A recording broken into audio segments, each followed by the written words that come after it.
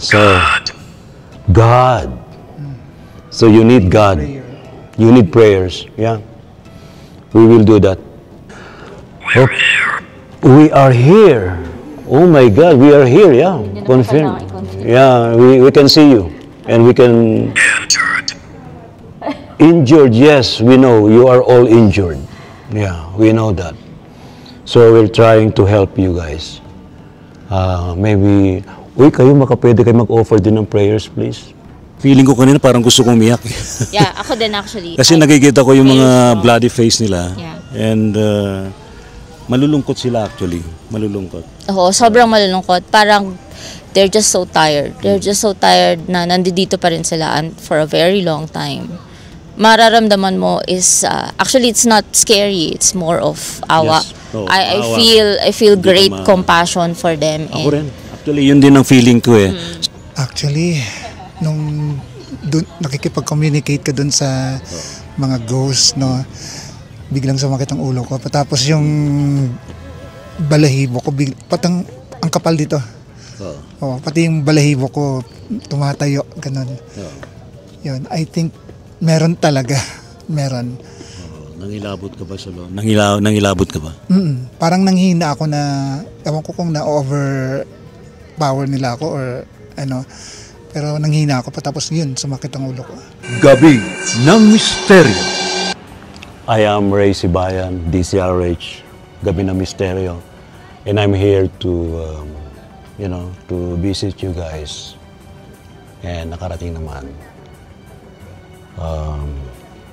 Mamaya I will try to use spirit box. Maybe you have something to say. Alright? Salamat po at ikot muna ako, ha? Pero ako naman, if you want to feel the presence, they're already here. You will feel their presence kahit na nasa labas kayo. Kasi alam niyo naman, ang mga ghosts hindi naman limited sa loob eh. They can go outside. As long as nasa perimeter nitong Diplomat Hotel. Ito yung EMF reader natin. Kaya nitong i-gauge ang electromagnetic field. Sabi nila pag kapag pumalo ito, ba't pumapalo na?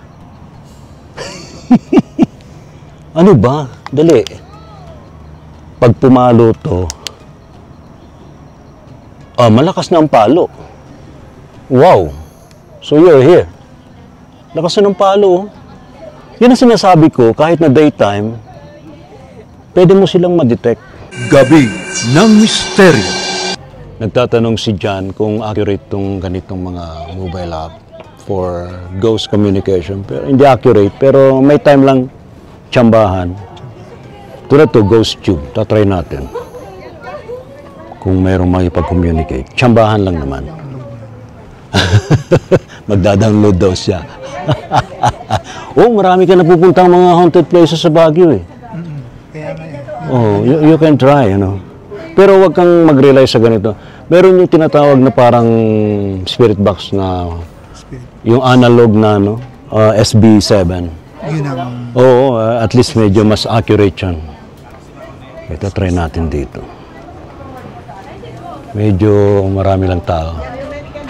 Maraming mga... Ito. What? What's your name? Eugene? Mayroong nagsabi ng Eugene? Are you here, Eugene? Inopen ko tong ghost tube ko. Sabi niya may Eugene. So this is, though it's not accurate na spirit box, but we can communicate ghosts through this one. Do you want to communicate ghosts?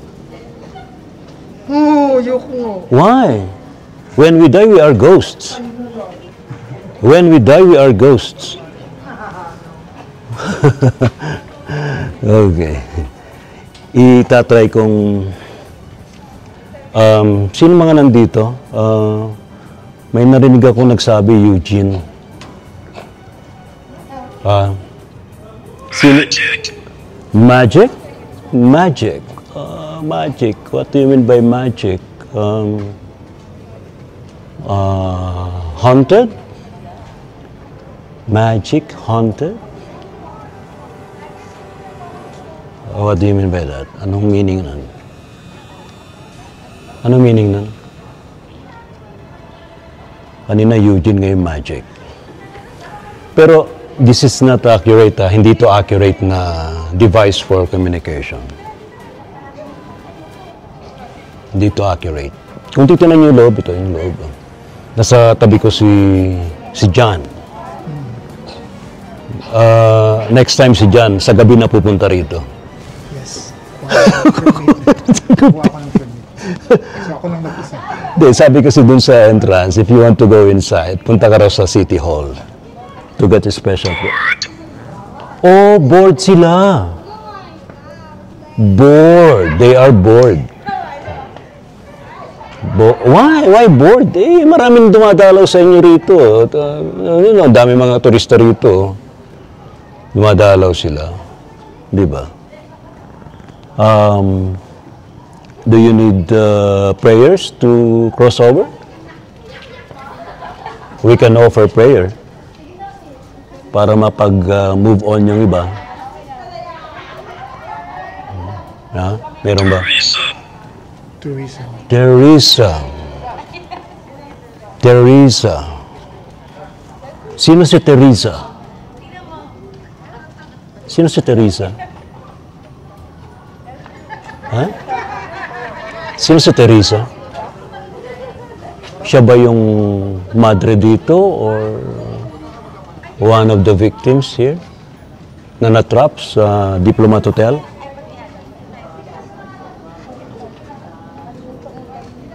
Aha. Naghihintay tayo na sagot. Yung isa kanina nagpakilala, Eugene. Ano ba yung isa kanina? Sabi niya magic. Bored. Ngayon naman ay Teresa. Who is Teresa? Madre ba? Or a child? I think may child dito tumatakbo kahit sa labas eh. Siya ba si Teresa? Yung tumatakbo sa labas. Ayaw sumagot. Sumagot. Pero ito, di naman talaga siya accurate. Although may mga ibang mga mobile app na we can communicate with spirits. Pero wag niyong gagawin biro to ha. Hindi biro-biro tong ganito.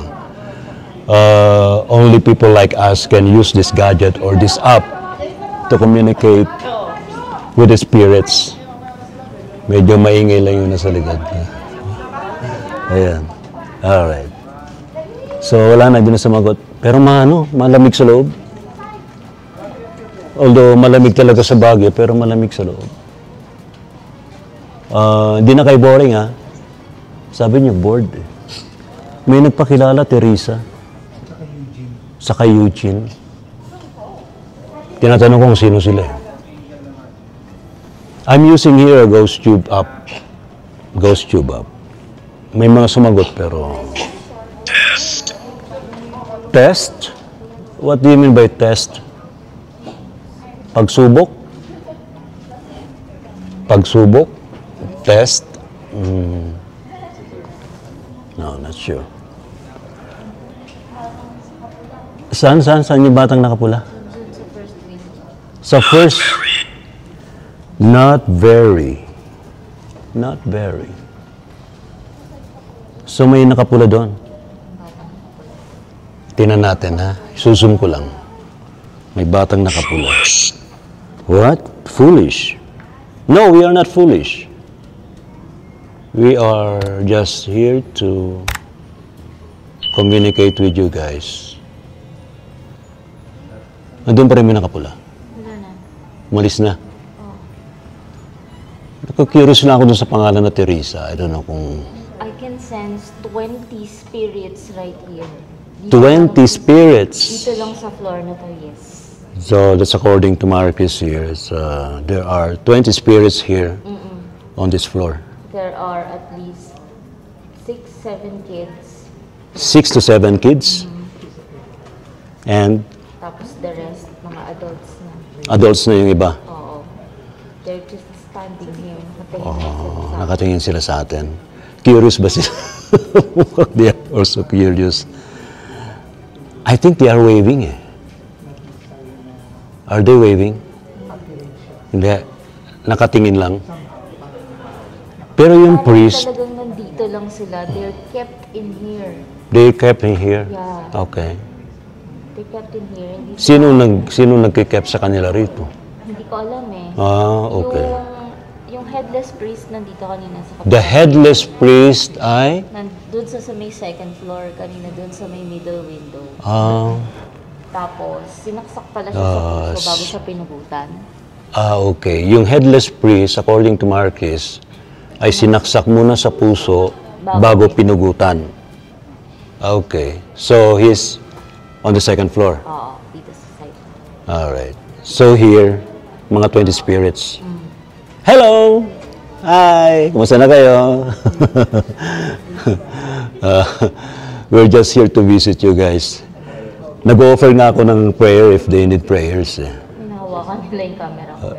Nawakan nila yung camera mo. Ito muna. Talaga. Oo, makakasila ba? Try nyo rito magsalita, oh.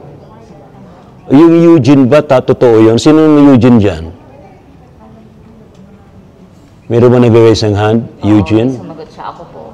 Alright. Lalaki, bata? Lalaki. Lalaki. Bigger, mga around Alright. 20, 21. 20, 21 years old. Okay. Yung isa, Teresa. Teresa.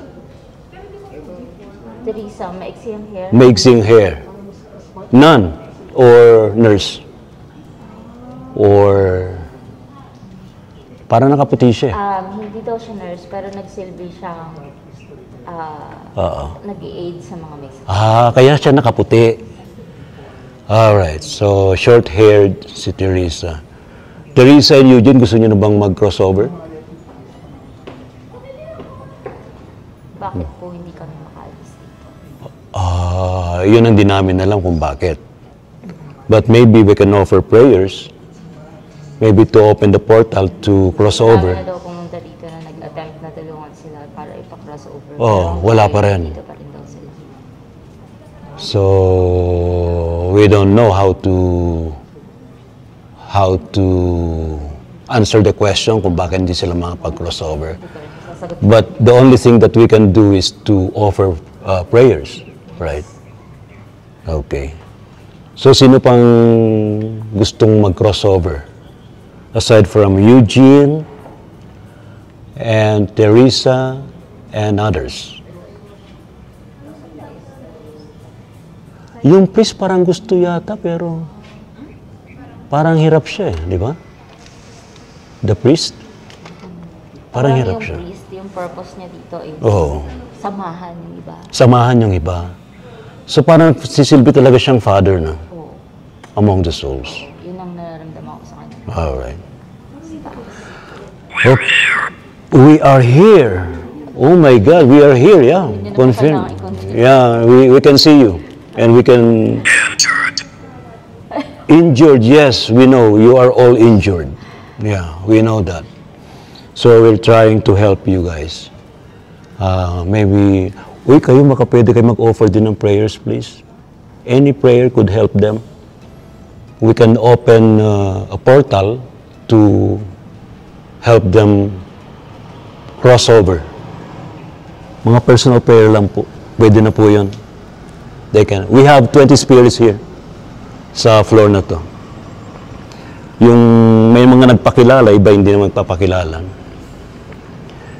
And they don't know bakit sila hindi makapag-move on yung iba. I think attachment yata yun sa sa nangyari, di ba? Excuse me. Yes, you are excused. Who is this? Sino po? You are excused. All right. So I think it's time to offer prayer. Huh? Yeah. Okay. I think it's time to offer prayer. Salamat po. But pagkatapos namin dito to communicate with you guys, we offer prayers to all of you na makatulong sa inyo to move on and to open the gates of heaven to all of you to cross over. Excuse me. Yes? Meron ba kayong sasabihin na yung nag-excuse? Who are you, please? Anything? Anything? Nangayanig ako. Ha? Nangayanig ako. Ayun, sige, bumitaw ka na. Baka bigla. Bigla kang tumimbuang dyan. Alright, okay. So, God. So you need God. You need prayers. Yeah. We will do that. Salamat sa inyo guys. Be still and we will always help you. Yung mga pupunta rito, pwede naman talaga magbigay ng prayer. Salamat po sa inyo. Thank you to all of you. Yung mga pupunta rito, hindi nyo naman sinasaktan, di ba? Di ba? Hindi naman kailangan eh. Alright. Salamat. Thank you, thank you. Okay. So yan. I-end ko na tong communication na to. Alright. So that's it guys. Sumakit yun ang ulo ko. But yun po. We communicated sa mga spirits dito sa Diplomat Hotel. Now it's time to offer prayer. Hindi ko na i-on sa camera. Personal prayer na lang. Thank you. A few inches later. Okay, so tayo nagipag-communicate sa mga spirits sa loob ng Diplomat Hotel. Ano yung mga experience niyo? Ikaw muna dyan. Si John Madrigal, kasama natin ito ng ulat ni JJ. Actually, nung nakikipag-communicate ka dun sa mga ghosts, no, biglang sumakit ang ulo ko. Tapos yung balahibo ko, patang ang kapal dito. Pati yung balahibo ko tumatayo, ganun. Yun, I think meron talaga. Meron. Nangilabot ka ba sa loob? Nangilabot ka ba? Parang nanghina ako na, ewan ko kung na-overpower nila ako or ano. Pero nanghina ako pa, tapos yun, sumakit ang ulo ko. Visual, any visual? Visual, shadowy lang. Minsan may dumadaan na bigla na lang. Pero not totally na nakikita ko. Ano lang siya, parang shadow lang siya. Ganun. Di mo na-feel yung ano nila, yung experience nila inside? Ano ko lang sa isip ko na parang yung main door nila binuksan nung time yung Japanese time ng mga soldiers, tapos inisa-isa sila, ganun. Tapos maraming nagsisigaw. Mariklis ng voiceless whispers sa atin din dito. Anong nasagap mo sa loob? Inahawakan mo kanina yung ano yun? Actually, pagdating pa lang natin dito, may babae dito sa may kanang facade ng building. Kumakaway siya, nakaputi. Tapos, ewan ko kung nakuha dito sa mga pictures, no, we've been taking analog photos across kung saan namin na-feel. Papakita natin yun. I-scrutinize natin kung anong makikita natin doon later on. Tapos, dito sa may kaliwang side ng building, sa may sa may kaliwang side ng building, sa may second window, nandun yung headless priest, no? Tapos, very strong yung pinakita niya sa akin na sinaksak mo na sa heart bago pinugutan ng ulo. So, naramdaman ko sumakit talaga yung puso ko para talagang ako mismo yung nasaksak. Naramdaman ko yun. Pero, ang na-feel ko sa kanya, he's staying out of compassion for the other souls who are here. Tapos, dun sa gitna, no, at first, nandun yung madre na masungit. Lagi naman siya nandun. Actually, first time na napunta rin ako dito, nandun din siya. Parang siya yung, hindi ko lang alam, no, pero kung bakit siya nagagalit. Pero nung tinry natin mag-connect, no, diba, bago ko pumunta dun sa eksena, nakikipag-usap na kayo ni John dun sa middle entrance. Tapos paglapit ko, naramdaman ko there were at least 20 souls na nandun. 6 or 7 of them were kids. Tapos the rest were adults. Eugene was binatilyo around 20, 21, mga ganon. Tapos si Teresa, oo.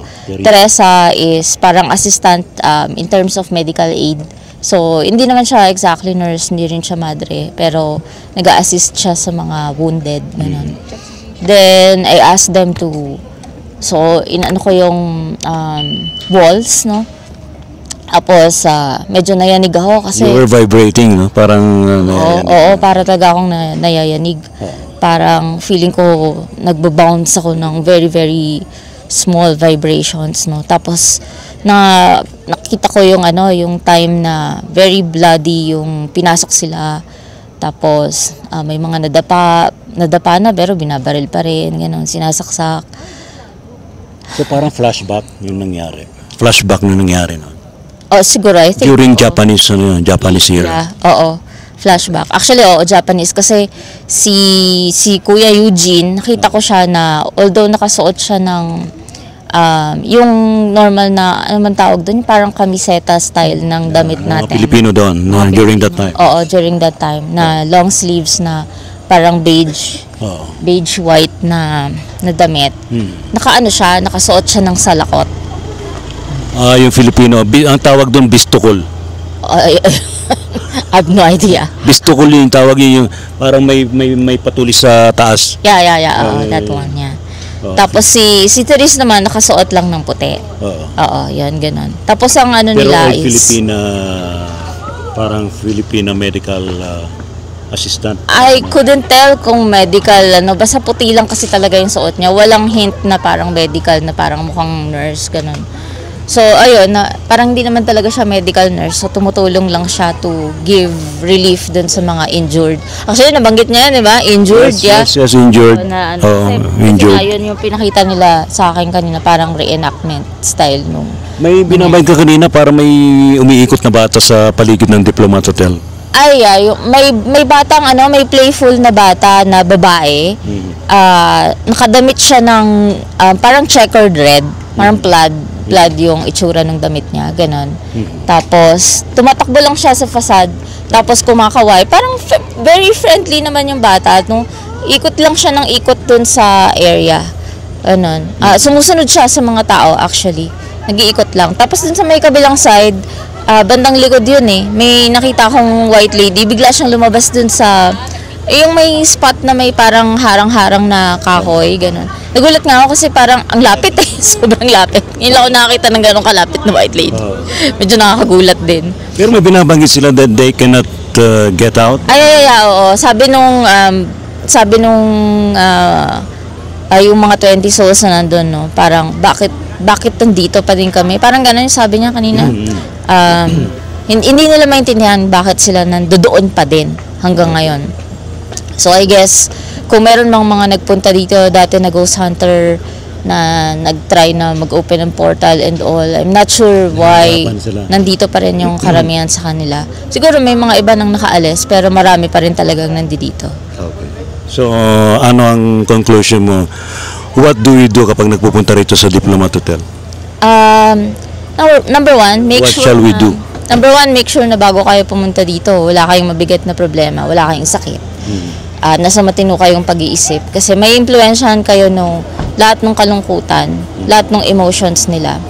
And if ever ma-feel nyo energetically kung ano yung mga na-feel nila physically while they were still alive, baka ma-influence din nyo. Kasi feeling ko kanina parang gusto kong umiyak. Yeah, ako din actually. Kasi nakikita ko yung mga bloody face nila. Yeah. And malulungkot sila actually. Malulungkot. Oo, sobrang malulungkot. Parang they're just so tired. They're just so tired na nandito pa rin sila for a very long time. Mararamdaman mo is actually it's not scary, it's more of awa. Yes. I feel great compassion for them. Ako rin. Actually, yun din ang feeling ko So I think it's about time na yung mga nagpupunta rito, mga turista or anybody that dadalaw dito, mag-offer sila ng prayer. Huwag tayo mapapagod na mag-offer ng prayer sa kanila. Maybe makatulong sa kanila at mag-open yung portal ng heaven for them to cross over. Yes, kasi matagal na sila natrap dyan sa loob eh. at their condition kasi Oo. they are no longer able to pray for themselves. Yes. That's why yung mga dumadaan at pupunta dito, kahit yung intention nyo lang na bawat visit nyo dito or bawat person na dinadala nyo dito to visit, sana may katumbas na kaluluwa na maka-ascend na Maka-ascend. sila at makaalis sa current na condition nila. Si Miss Marie Chris ng Voiceless Whispers. Sa Voiceless Whispers ka sa Facebook, no? Yes. You can follow me sa Facebook, facebook.com/the.voiceless.whispers. And we also have here John. John, saan ka pwede matunghayan? Ulat ni JJ Sandali sa lang. Facebook. Nakikita na ka ba? Ayan. Matutunghayan nyo ako sa Facebook, Ulat ni JJ. Parang hindi ka nakikita eh. Nakikita ka ba? Ayan. Matutunghayan nyo ako sa Facebook, Ulat ni JJ. Yeah. Alright. So yan, ang ating pagbisita sa Diplomat Hotel dito sa Baguio City. Right. Huwag niyong kalilimutan sa Gabi ng Misteryo, 10 to 11 p.m. sa DZRH. Walang absent ha. See you all.